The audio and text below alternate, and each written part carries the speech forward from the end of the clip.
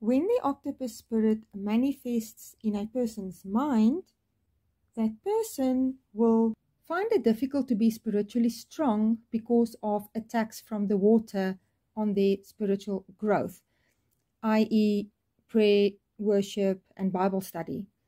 It presents people with false doctrine, deception, and spiritual blindness. The octopus spirit also steals a person's discernment.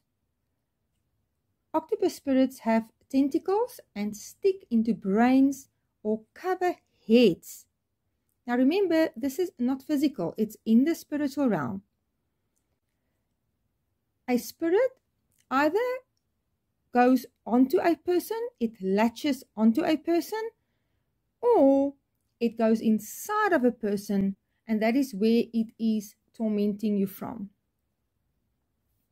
The octopus spirit also causes a foggy and confused mind.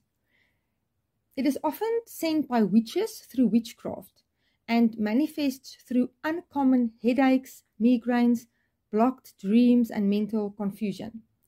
Romans 12 verse 2 says, "And be not conformed to this world, but be ye transformed by the renewing of your mind, that ye may prove what is that good, acceptable, and perfect will of God."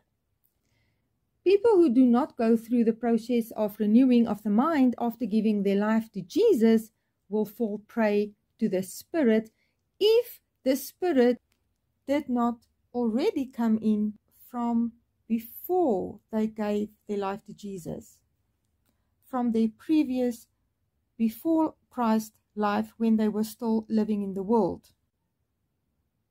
2 Corinthians 4 verses 3 and 4 says, "But even if our gospel is in some sense hidden behind a veil, it is hidden only to those who are perishing.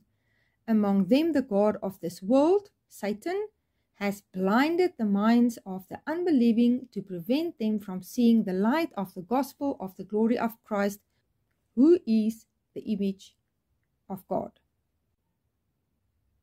In a person's body, the octopus spirit latches its tentacles on different parts in the body of the person to cause pain. And the octopus spirit is also the spirit which manifests itself in the pancreas of people with diabetes, taking then its tentacles to the different parts of the person's body which gets affected by diabetes to cause blindness, for instance, or sore and burning feet, etc., etc.